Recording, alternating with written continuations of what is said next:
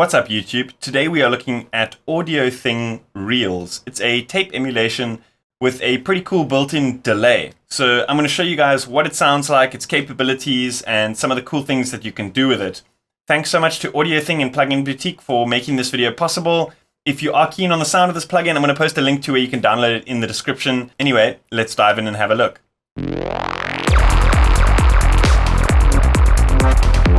So I'm working on this kind of like ambient side chill track, and I've got a couple of these kind of like atmospheric synths that I feel are a little bit sort of clean in the mix. And a nice way to kind of get this kind of like random sort of noisy, almost kind of like natural sound into the sort of mix is to use something like tape emulation. The way that tape works is it's kind of non-linear. So, I mean, it might be hard for plugins to like capture the true essence of what a tape sounds like. That being said, this plugin is pretty capable of some awesome sounds. So what I've done is I've grouped all my sort of atmospheric pads and synth sounds into a group, and I'm going to send that through to Reels. I'm going to send that through the Reels plugin, and we're going to play with it and have a listen to what it sounds like.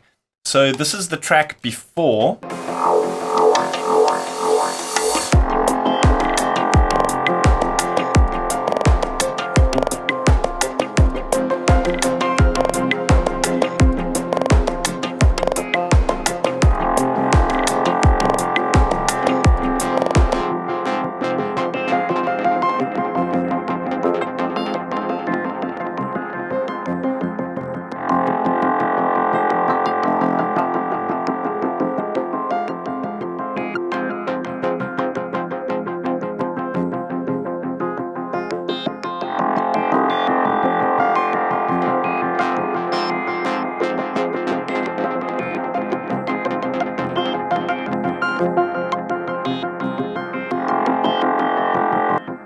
So most of those kind of like pads and lead sounds are recorded in from the modular synth, apart from like one or two others from the Polyphenom video that I did previously. Because I don't really have like effects and stuff in my modular, the sounds still sound a little bit dry and a little bit clean. So this is kind of like the perfect opportunity to show you guys kind of the capabilities of this Reels plugin. So let's go ahead and add it to our group channel over here. So the plugin is broken up into various sections. You've got the tape section. This is where you kind of control the sound of the actual tape, the magnetic reel itself.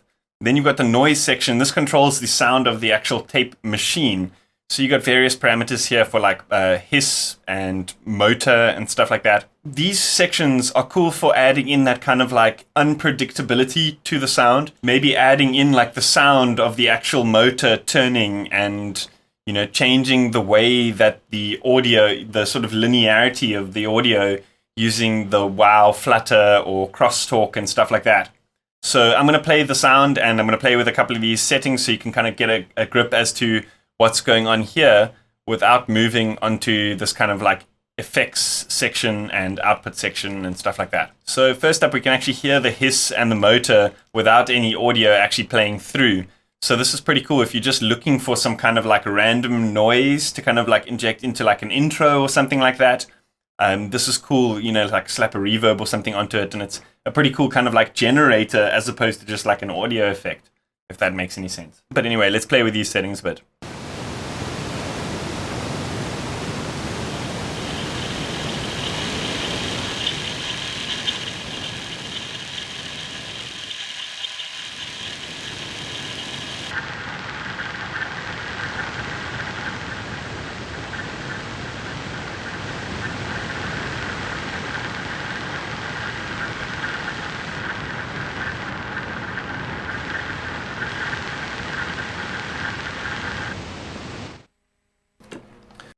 So you notice as I change the tape speed, the sound of the motor and the hiss and everything starts to change, as well as the sort of like tape type.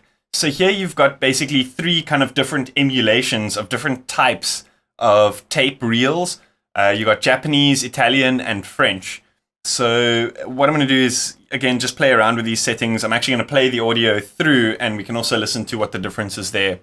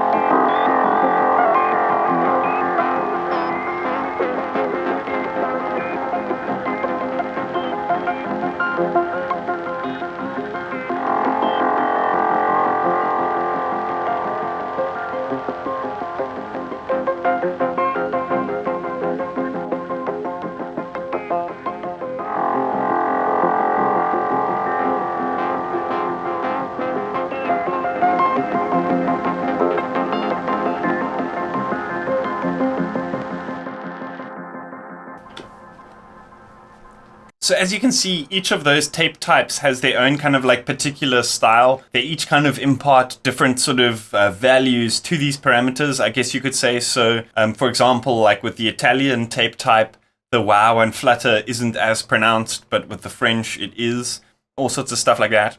So this is cool because you can kind of like play around, you know, with all these different types. You can sweep them in and all sorts of stuff like that. It's almost like having multiple kind of like tape machines at your disposal and being able to kind of like, this is particularly cool for like ambient and soundscapes and stuff like that, because, you know, often in nature, you're not going to have like complete silence.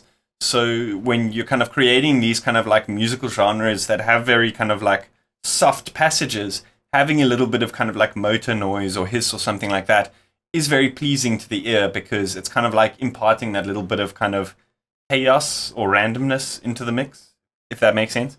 So anyway, let's move on to this echo. So I'm going to play around with these kind of tape settings, find a cool sound, and then we're going to move on to the echo and listen to what that sounds like.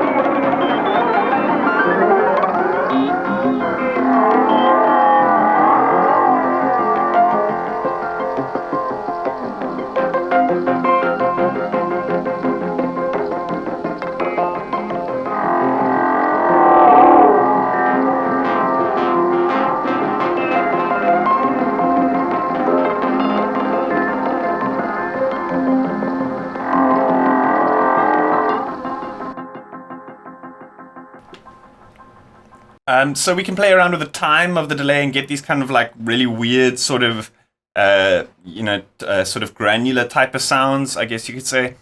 Or we could sync it and create like a sort of slapback type of effect, which is pretty cool with this delay, you know, really fast delay time, and a kind of lower feedback time, just to create almost like what sounds like a double beat, you know, almost as if like the tape is double tracking.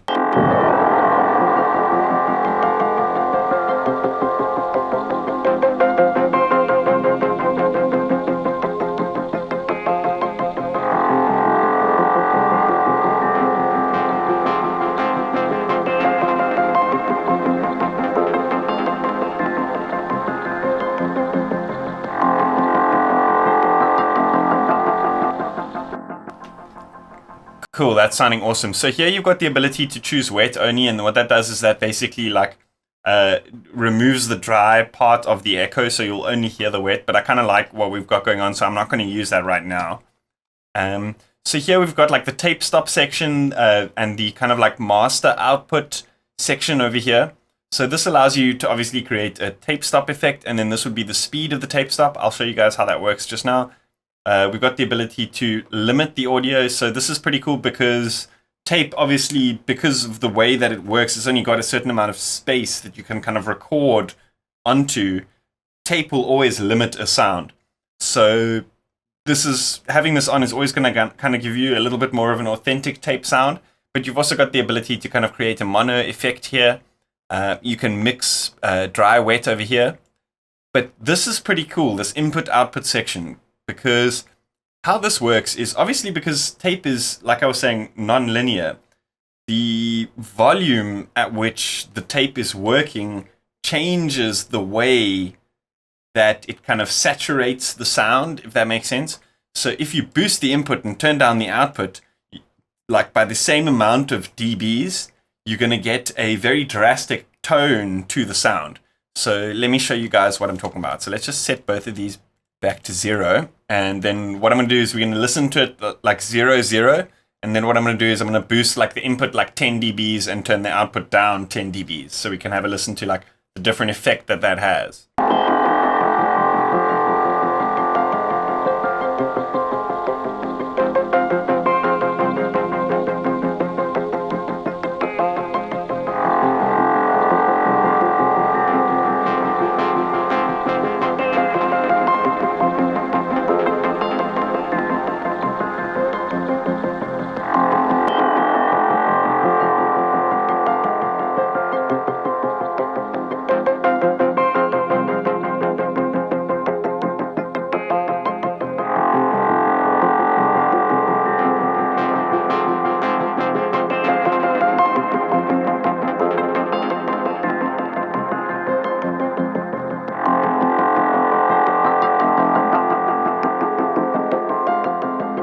So it's pretty subtle, and I'm not sure if you guys can pick it up in this YouTube encoding and stuff like that. But basically what's happening is a very sort of soft compression and saturation. And I really enjoy using this type of sound specifically when I've got like softer passages, because you kind of retain the sort of dynamics and the tone of the sound, but everything kind of sits a lot more present. And it's really nice using it on like groups of synths and stuff like that, or groups of pad sounds and stuff like that. Cool. So now let's have a look at this tape stop section.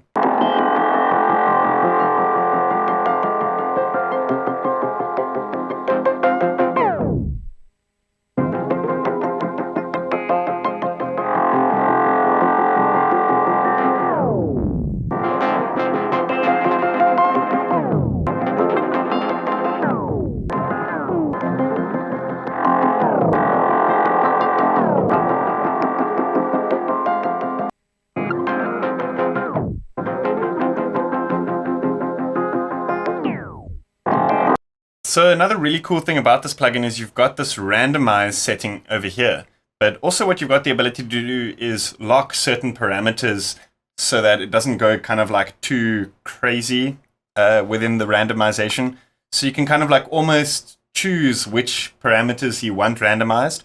So check here, if you right click on one of the parameters, you can say something like lock all, and then unlock the ones that you want to randomize. So let's say, let's randomize this one. So let's go unlock, unlock, unlock, and then let's just randomize some sounds and listen to the kind of capabilities of this, like all the different kind of sounds that it can create on the spot.